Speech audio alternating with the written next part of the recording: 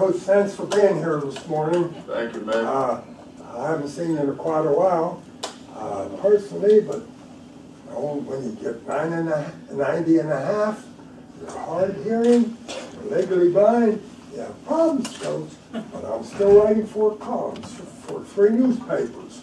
I used to have 5, but somebody got to me and got me out of 2, because I think they've been thinking that maybe I've been writing too many tough ones on your athletic director, Coach. But Coach, it seems to me like you might be setting a record for transfers. I know you told me a couple years ago there are a lot more players, student athletes transferring today. That was about 2 years ago when I was in your office, Coach. Well, Mick, My memory's pretty good. And you said, Mickey, there are more today than usual. Well, let me address this, Mick. First of all, I transferred. I transferred because I didn't see there was a guy playing ahead of me who was in the same class as I was, and I wanted to go someplace where I felt like I would have more playing time. So, and it turned out all right for me. I just wish that sometimes when you throw figures out there, you throw accurate figures. We signed 23 guys since the Final Four. We haven't signed 16. We've signed 23. So the number that 12 of 16 is not accurate. It's 12 of 23. 3 of those guys never suited up. Never suited up. 2 medicals. 2 medicals and 1 guy who had a language problem and didn't pass the test, who never showed up on campus. So now you start throwing those numbers in, it makes it look a whole lot different than what actuality is. You know, in our league alone, there's been several guys who have signed letters of intent and then decommitted from their letters of intent. I don't think that probably they count them as people who have been there. So, you know, just to get that cleared up, Nick, the numbers are very misleading. Let's say 12 out of 23, and 3 of those guys didn't show up for various reasons. Well, they showed up. I mean, I can't look and see what's wrong with people. You know, that people aren't going to get cleared medically. That's certainly not my area of expertise. We also had 1 who graduated that's counted in that transfer deal, and 1 left on a medical and was granted immediate eligibility to be with his father, who was in failing health. I can't do anything about that. I don't mind taking blame, but I mean, blame me for things that I can control. Don't blame me for things that I can't control. So, Mick, when you look at those numbers, it's not near as alarming as what has been portrayed by some people. 40% of guys don't make it to their junior year. 40% of men's basketball, it's been tracked that 40% of guys don't make it to their junior year. They transfer. And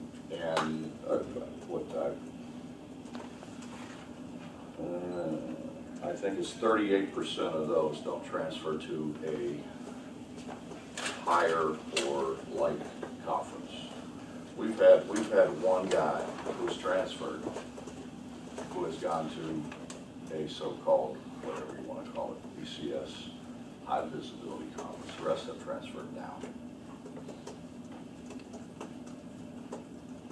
Some people think that your recruiting has slipped in the last 3 years. What is your response to that?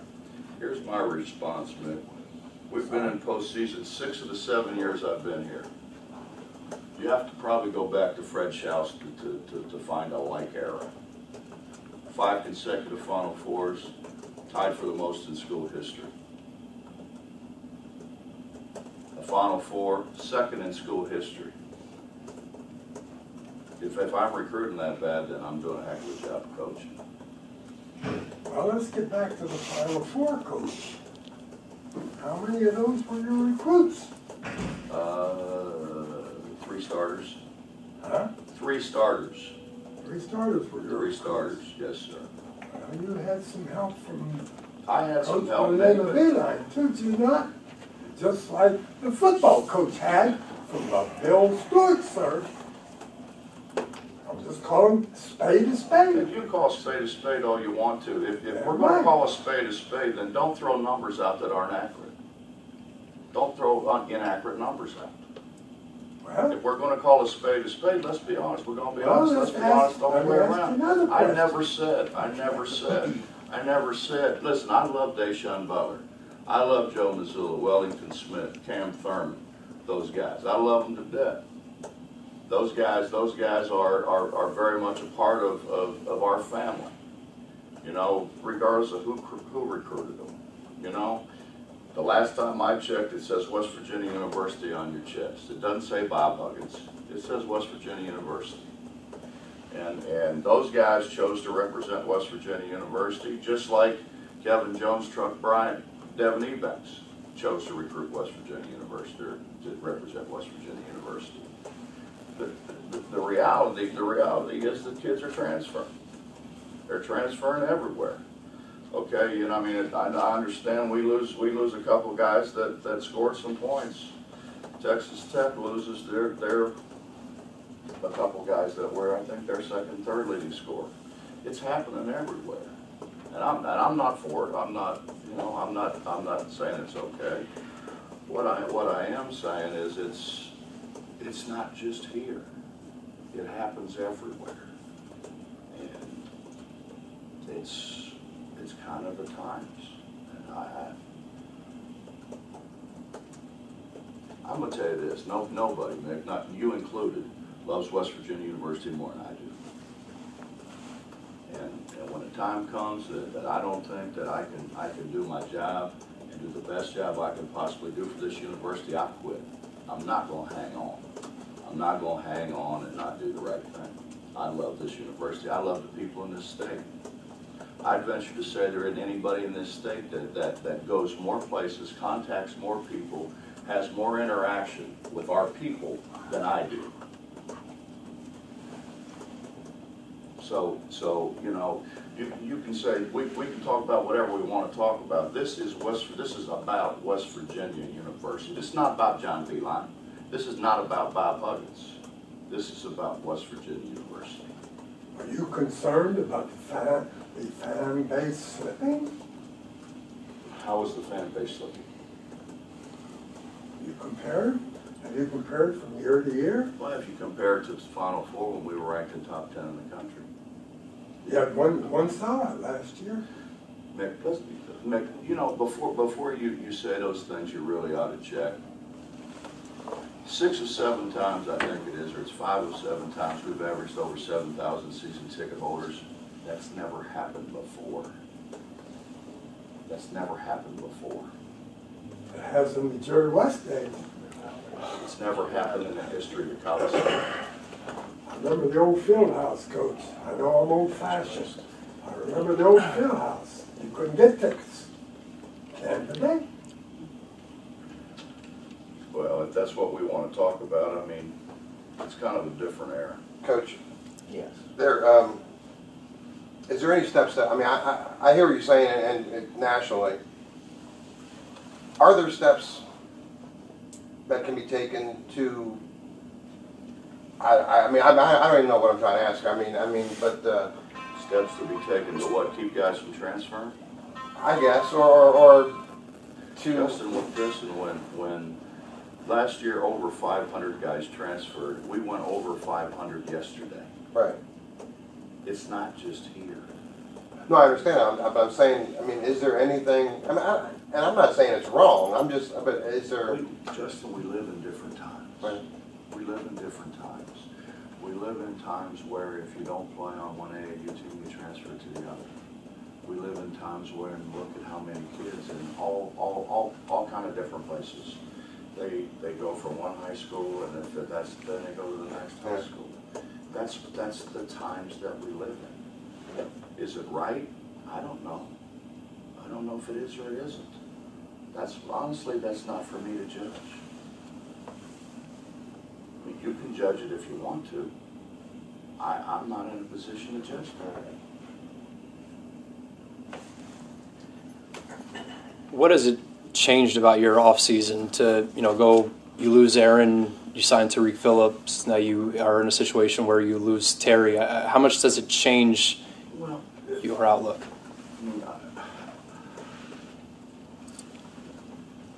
Can I ask one more question? Let me Shut up. Let me answer his. We didn't just sign Tariq. We also signed Javon. We also signed Dax. Somewhere that's gotten lost. We also have Jonathan Holden.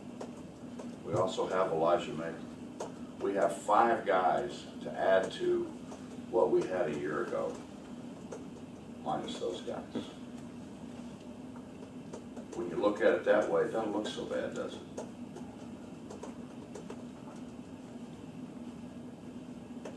See, don't take pieces of things. You know what I mean? Don't take pieces of things. If we're going to talk about West Virginia basketball, let's talk about West Virginia basketball. Let's don't talk about pieces of it.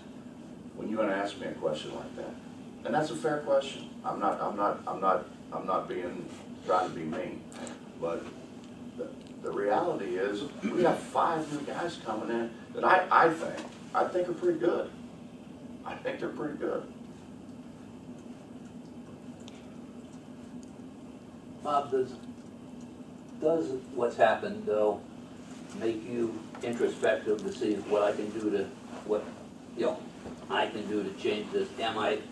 Is it the kids I'm bringing in, maybe? Bob, it's not the kids we're bringing in. It's absolutely not the kids we're bringing in because it's happening everywhere, Bob. Kids are leaving Ivy League schools. Kids are leaving the Dukes, the high-profile academic places. They're leaving everywhere. It's not the kind of kids we're bringing in. We have sat as a staff and tried to figure out what else can we do. Now, I know you know, and I would assume that everybody else knows, we are limited in the contact that we can have. Now, we try to do as many things as we can possibly do. I don't think you've never heard any of those guys say they didn't have a relationship with the coaching staff. They have. Now, we're going to try to do more. We're going to try to figure out how to do more. We're going to try to fix the problems or the perceived problems. We'll do the best we possibly can. Can I sit here and tell you that I have it figured out? If I had it figured out, there'd be, 364 other Division I coaches lined up outside my door saying, how do you do it? Because it's happening everywhere. Bob, as a product of those discussions when you're in your office and trying to figure out, I imagine the most frustrating thing is that there is no, like you said, there's no magic wand. You can't be more proactive because of limitations. I mean, you get to know kids as much as you can within the system. It's largely sometimes a surprise. Would that be accurate? Like I would, I want to say that because of the makeup of our staff, we don't have, a lot of times you lose kids because, coaches are coming and going. That hasn't been the case. Our staff has been, really, we changed positions with Billy and to a large degree because he needed to be here because of his wife's health. And you know what I mean? I didn't need Billy out running around for a month on the road. I did with his wife's situation. And Jared took the Fairmont stage out. But, aside from that, really Ronnie's our only new guy. Judging from the reaction when we hired Ronnie, all you guys thought it was pretty good. It's not. The only thing I can tell you is that, and I wish you would convey as best you possibly can to to our fan base is we're gonna do everything we can possibly do. I guess it's what I'm getting at though, because it sounds like there's only so much, right? Is it just, I have no idea what the answer to my question, I guess, but like, is it just? It's happening everywhere. Right, but I mean. It's happening everywhere. I mean, it's not, When I say you, I just mean you as coaches in general. There's not, it's gonna be a long time to get on the other end of this, I'm guessing, because this is trending in that direction. It's been a topic of conversation in the NCAA for a number of years. And not all transfers are bad. I mean, it's not all bad. I would say the majority of them are probably for the reason that they want to play. And when you got 13 guys and you can only try 5 out there, obviously all of them aren't going to play. You know, I will say this, Mike, I think that the other guys waiting their turn, I don't think that happens as much anymore. I think if you polled the fan base, the most alarming thing would be not that guys are transferring because they want an opportunity somewhere else, or like you were playing behind someone or anything like that, but at least both of your transfers this year and probably 2 of them last year were guys who were already in the mix. They were starters. They were guys in your plans, but whether it be for personalities, whether it be in at least one case because you didn't want him returning, you know, they chose to leave. Is that alarming or disappointing, or, I mean, how do you face that when guys who are in your mix decide that they no longer want to be there? It happens everywhere, Dave. It happens everywhere. There were high school All-Americans who transferred to another school. I don't know why. I don't have the answer to that problem, to that question. I don't know. I don't know why. Some guys leave to get closer to home. Some guys probably leave to get further away from home. I don't think there's one thing you can say that, you know, this is what it is. But when you leave, I mean, there's guys leaving programs that are perennially top 5 programs. Why do they leave? I don't know. You were talking about some of these guys. Holton has been practicing, hasn't played. Macon will soon be practicing, I guess, but you know, hasn't. You know, he's been probably have to work some rust off. What can these guys bring to you for next season? Well, Justin, can I say something though? In fairness, if we're going to talk about those guys and count those guys, then count them as being here. You know what I'm saying? Yeah, absolutely. You know, you throw out numbers that aren't accurate, and I hope and pray that I never do that to you. They're not accurate. What can those guys bring? Right. We couldn't rebound the basketball. They will rebound the basketball. You know, I think we go back to being more what we were with Devin Williams, Jonathan Holden, Elijah Macon. We go back to what we were. We're going to get, you know, the team that wins, and I've said this, you know, hundreds of times, the teams that win are teams that get the most easy shots. Well, second chance points are considered, you know, easy shots. They're close to the basket. I think we'll be able to do that. We'll be bigger. We'll be longer. You know, the year that everybody wants to go back to, the Final Four, the one common theme that I heard from everybody was our length. You can't duplicate your length. Well, when you throw those guys out there, and the guys that the other guys that are coming in, it greatly increases our length. So, you know, everybody's having a problem with ball screens. We didn't have near as many ball screens when we switched everything. You know, when you can't switch things when you play two little guards, or you play a guy who's 180 pounds or 175 pounds, and you can't switch him onto a big, obviously. But you can, you know, switch a bigger, longer guy. And the other thing that length does is that length takes away passing lanes and passing angles, which I think is what everybody talked about in the past. And I think we're back, we're closer being back to that than we've been in a while. Can Macon be thrown into that mix right away, though? Oh, absolutely. Absolutely. He's been allowed to condition with Andy. He obviously hasn't been on the floor. Right. He really hasn't even been at practice, so he's going to, but I mean, we've had freshmen come in and make pretty big impacts. Yeah.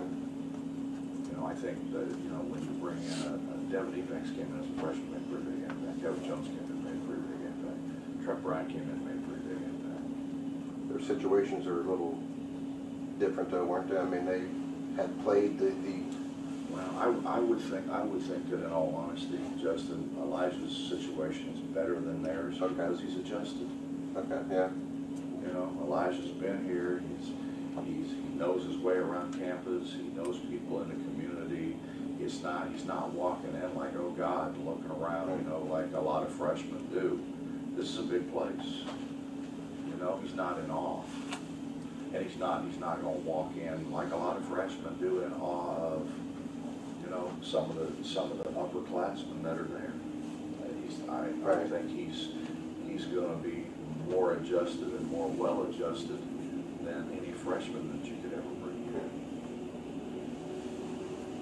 You've had the opportunity to address your team since Terry Henderson Since spring break, You haven't been able to. as a group now. Okay, what about individuals? I've talked to several individuals. What have you said with them? We're going to be fine. We are fine. I'm excited about the year and what we're doing. And, you know, as that goes, and those of you who, you know, kind of study college basketball, I mean, we have played a heck of a schedule. We played a heck of a schedule. Year in and year out, and we're going to continue to do that. And I think our guys are excited about the challenge. They're excited about being able to go back to Madison Square Garden and play an ACC school. So I think there's a lot of excitement. I mean, and don't forget now, we've got probably the leader for the Big 12 Player of the Year comes back returning, who's going to have the ball in his hands. I don't think there's another team in our league that's there. We saw last year what Jawan did in the offseason to get better, and you saw the results last season. He's talked about how he's already been in the gym with you, with Larry Harrison, to try to get better. Have you seen him putting in that same type of effort, and how much better can he really get heading into next season? Can't be in the gym with Larry Harrison. Okay, well, I guess it was that he, you know, We were allowed our allowable hours, and we were in the gym with him at that point. okay. He's in the gym all the time. Jawan loves to play. Jawan really wants to get better. He's very driven. He's like, you know, the other great players that I've had. He's very driven. He's excited about next year. Bob, you Because either of those two players were the one that eligible to transfer. They're both to eligible. Rhode Island or junior college, and the other kid has either of those. They both did very well academically. I'm sorry. They both did very well academically. But they haven't been approved by the NCAA yet. Is that right? Nick, I don't know where all that comes from. Thank you. All they have to do, they have to meet a year's residence. They have now met a year's residence. That's the rule. All this stuff about they have to go through the NCAA to get approved, I don't know where all this comes from. I know where it comes from. People don't know what they're talking about. That's where it comes from. They're a year's residents. They have done well academically. Bob, Aaron and Terry seem to have, their transfers seem to have caught you in the program by surprise.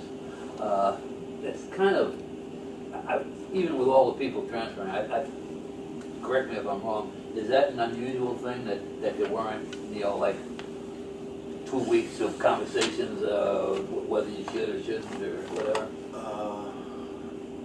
I don't know that I would say that two of them did. One of them did. Yeah.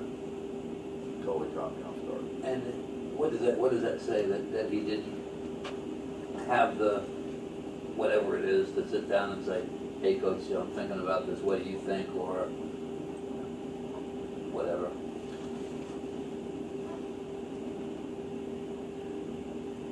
Bob, it's really hard to be 100% honest with cameras on and all that kind of stuff because, people have a tendency to take bits and pieces of things and make it out of things that you didn't say. So, that in all honesty makes it very difficult. I mean, I think I've always been very honest with you guys, not being as honest as I possibly can today, but sometimes it's hard to say. Let me just say this, there are a lot of other people in young people's lives other than their head basketball coach. You would probably think that you would refer to their expertise, but that doesn't always happen. Coach. You understand what I'm saying? Yeah, I do. You're allowed to pass. Two questions here. The 23 you're talking about, you're counting. I hate two-part questions. I'm sorry. You're counting the guys who were freshmen and first-year guys this year. Well, I think it was the people since the Final Four that we recruited. Right. And obviously, Devin, Brandon, Nate, and those guys were recruited. They're still here. Right. You have. You also need to add in Matt Humphrey, who came in and got his master's degree. Right. Here, got his master's degree. That's right, and Matt Humphrey, that's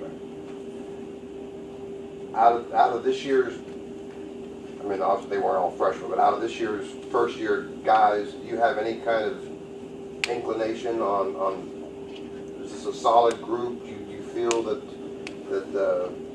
they'll continue to? I mean, is it too early to? I mean, Listen, I've never started the year thinking that we didn't have. So, right. I mean, that'd really be a pretty sick thing. Yeah. You start the year, going around and kind of saying, no, come on. Of course. right.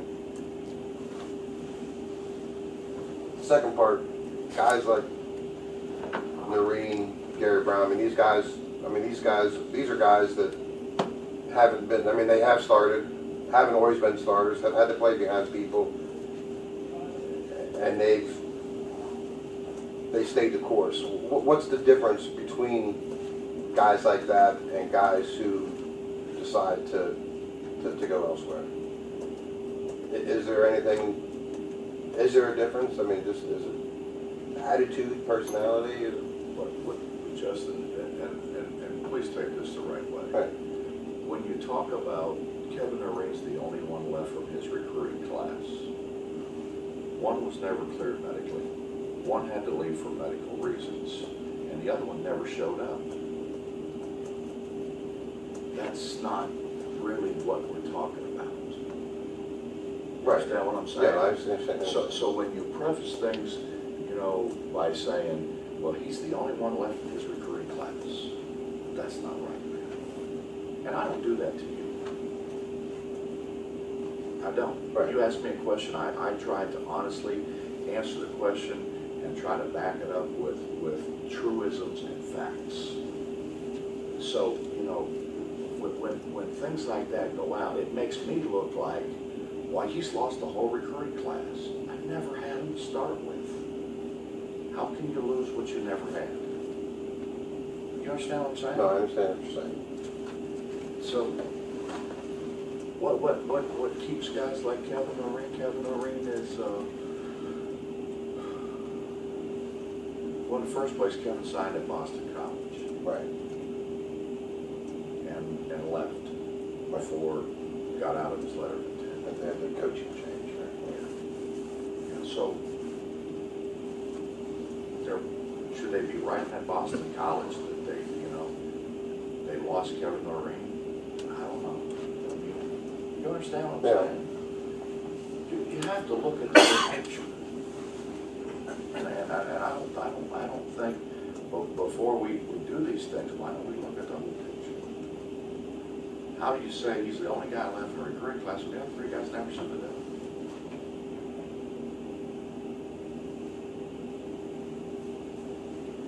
I'd like to think he's a very intelligent guy, but I'm not a doctor.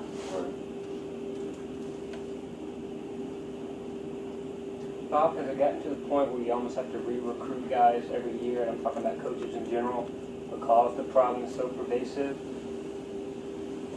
Whether it's an end-of-season evaluation type thing, or... I don't know where recruit's the right word. We try very, very hard to have a relationship, and I think we do.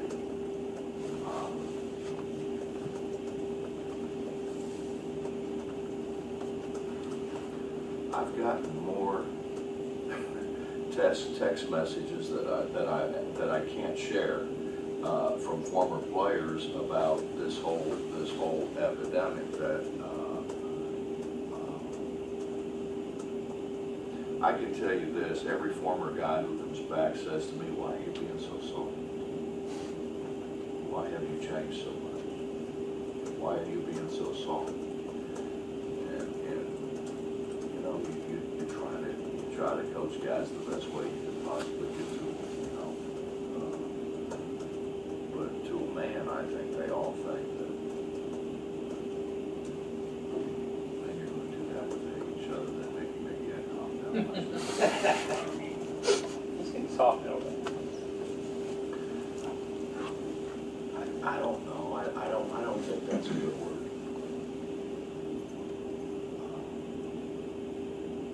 I think relationships, but again, I mean, you can have a relationship with somebody that you're not bound by rules.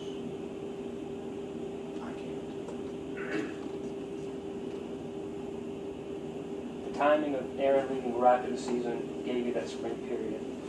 Terry leaves now, much more condensed time frame to replace that scholarship if you want to. Is that disappointing that the transfer didn't happen during the early part of the period, if they were going to leave? I mean, I think anybody would say more time you have to be beneficial. I'd be lying if I said that, said it wasn't. But I think we're going to be fine. I really do. And I think there's people out there that we can be involved with that can make a impact. I can't tell you 100%. We're going to get some of those guys, but we're going to be in the mix. So would you prefer graduate transfer over a traditional transfer, traditional recruit? There's guys out, there's guys, for whatever, there are Kevin Noreen's out there that are leading programs. I mean, what would I prefer? I would prefer somebody to come in and make an impact.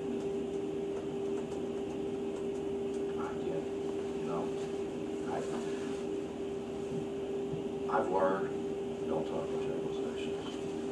So, go get a fifth-year guy can't play now. Go get a guy who got out of his letter can't play now. Why? If they're not going to make an impact, why would we recruit? But that's a generalization. But what you asked me is a generalization. If we're not going to talk generalization, when you say, is it fair to ask you, when you say we're going to be fine, what your definition of fine is? Is it 17 and 16? Is it Final Four? Well, you know me better now. Yeah, I do, but I'm trying to get you to put in words. What's that called, an oxymoron? You already know the answer. You must be the oxy then. you already know the answer to that. So, no, that's not going to be fine. it's not gonna be fun. And I refrain, I really honestly try to refrain from being 100% honest when I think it may be mistaken for trying to make excuses. But let's be honest, we wouldn't have been 7-16 if Terry Henderson had been healthy all year.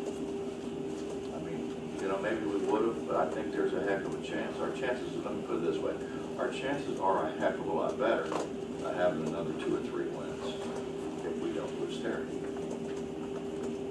So Bob, I can't control those things. I'm not trying to make excuses, and I have not, and nor will I.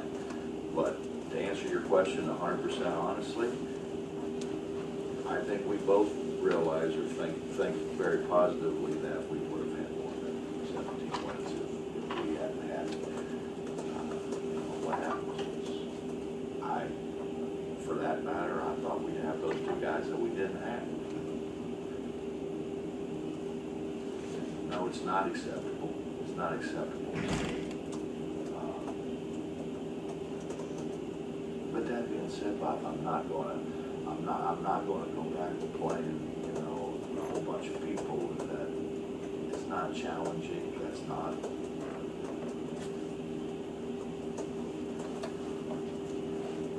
Nick mentioned our fan base. I mean, we've had pretty good games. We've gone pretty good places that I think people enjoy. We're trying to do. I've tried to do this since I got back here. Does depth become one of the key issues then? I mean, it sounds like.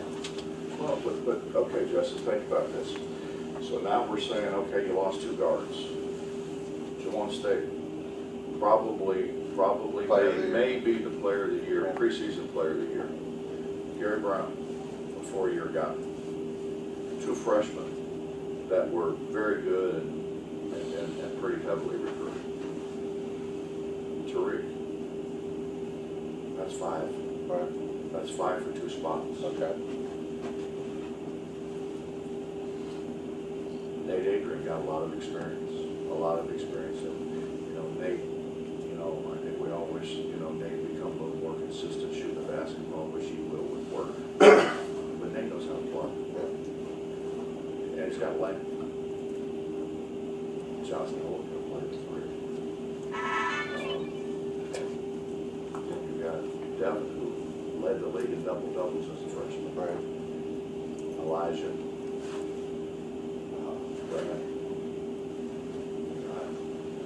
Along with, I think we all understand we can play 3 guards at once and play Nate, which we did a year ago at the 4, or we can play Jonathan at the 4. So no, I don't have much concern about that. Bob, along those lines, and this maybe thinking outside the box a little bit, but you mentioned. No, not you. I live up. But the stuff you mentioned, even yourself, even transferring because of the players in front of you, do you have to think maybe differently about recruiting? Like instead of taking, let's just say, 4 or 5 guys in a freshman class, you break it up, maybe 2 2-year guys and 2 4-year guys. Well, no, I mean, this is maybe like a line of thinking in the future. I don't want to say you don't sign full classes, but if you bring in, let's say, 4 freshmen and they're all guards, the chances are you lose. Like I have tried the best I possibly can, but if you think about it, when I got here, I had a class, I had 7 or 8 guys in that class. And that makes it hard. Mm-hmm. It makes it hard to ever get it the way you want to get it. Ideally, is that what you want? Absolutely. Right. I don't think you ever want a year when you don't have any scholarships. But I don't think you want a year when you have 8 guys. And the year that we had guys transfer, we had to bring in a slew of guys. Right. So going forward, though, I mean, is that? Do I want to? No. Absolutely, I don't want to. Anything else? In your rundown, you didn't mention Remy. There's been some rumors about him. What's his status? I haven't talked to him. Remy told the assistants that he was going to go back to France and play professionally, and that's my assumption is that's what he's going to do. I would follow him for that. You're talking about a guy who's from Paris Paris, France, who wants to go back to France and make a living playing basketball. Does that mean you're not counting on them now, or Bob, you and I have talked. you Talked to Eric. one of them other guys either? Not about the situation. I have talked to him. As far as Terry's reasoning, was it similar to Aaron's, wanting to go back home, not a good fit? What? You know, again, I came in here and have been very open and very honest, but I'm not going to get into personal stuff. I'm just not going to do that. That's not fair to them. I think sometimes some people think that, you know, you're supposed to expose your soul when the reality is you don't do that. And you wouldn't do that with your family. So, you know, there are some things when you have private conversations with people that's why they call it private.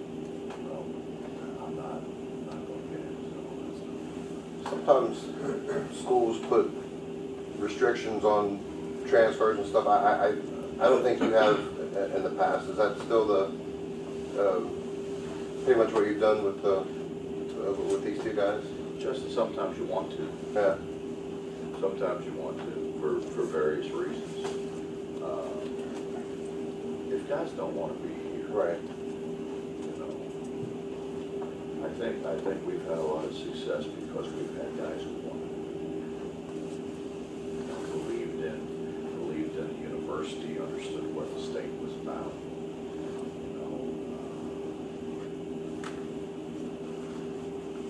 You look at, you know, the Deshaun Brothers, the Kevin Joneses, those guys, or I think Joe Alexander would be the first one to tell you he was going to transfer, you know, and decided to stay. It worked out well that he stayed. You know, everybody's different, man.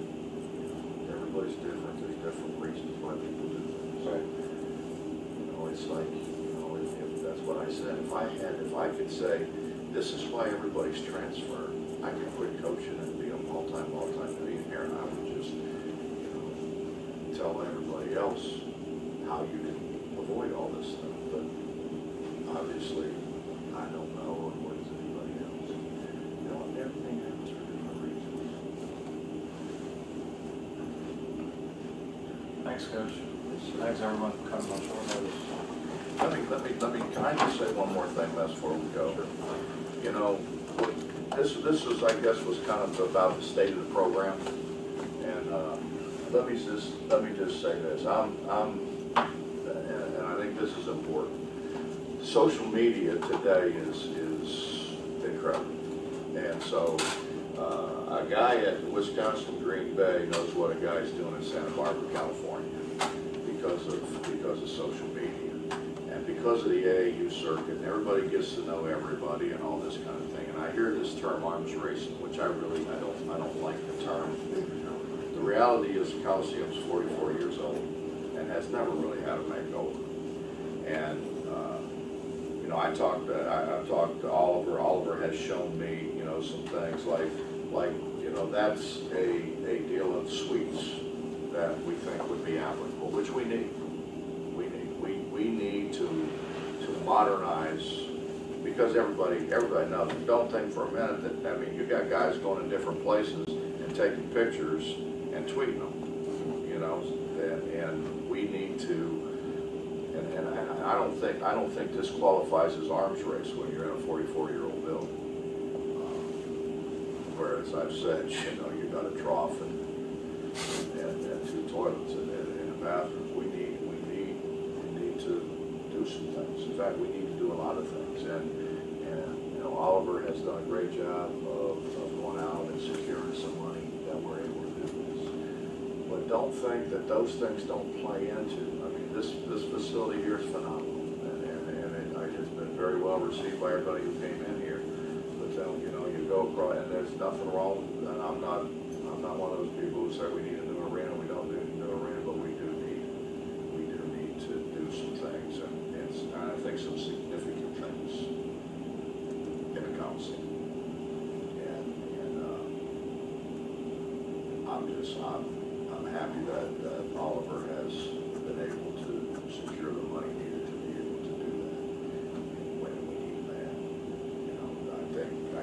Justin, my mother, I wouldn't know what the hell you say, but my mother-in-law saves it all. I have no idea why, Justin, what she does. And I walked out to get my cup of coffee, and it was laying there where you said, what we don't have is land. That may be the truest thing you've ever said. We don't have it. Right. You know, we really don't, and we all realize parking's a problem. You know, I mean, Nick says, well, what about attendance? Well, we continue to eat up parking. When I played here, there was no shell building. There was none of that stuff. There was a field that everybody parked in. So we didn't have parking issues. Now we have tremendous parking issues. But I think more than that, we need to enhance the fan experience. When you can sit and watch a game on TV instead of sitting in traffic, instead of going into a building where you have to stand in line for a significant amount of time to be able to use the restroom, to be able to buy a Coke, get a hot dog, you know, we need to enhance the fan experience. We need to enhance the fan experience, which I think helps us tremendously, and the biggest reason I think is social media.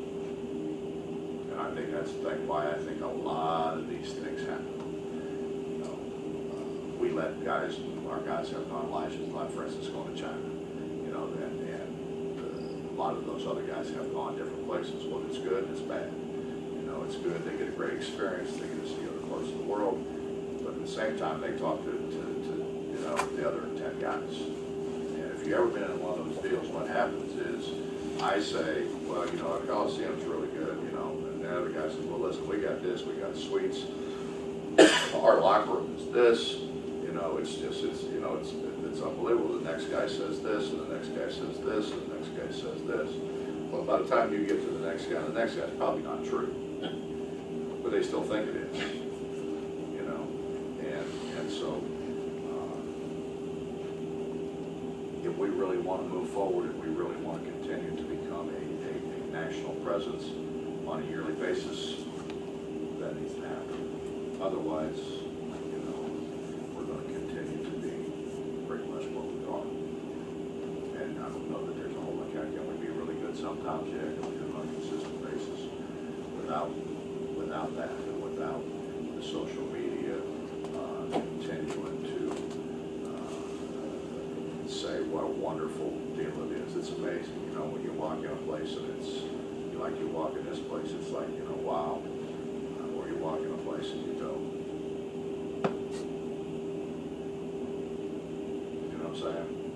So I'm very happy that we have secured funds that a good portion, I would hope, would end up where it's supposed to go in the basketball program. I feel very confident that it will, but I think y'all need to understand that as well. The social media thing is crazy. I mean, is it safe to say the suites are a done deal then, or is that kind of? I was given this, Right. and we certainly talked about it. So it is at the very least, I think a very hot topic in the conversation. Any like timeline or How much do you want me to do? I mean, are we talking a couple years from now or tomorrow or? I mean, I don't.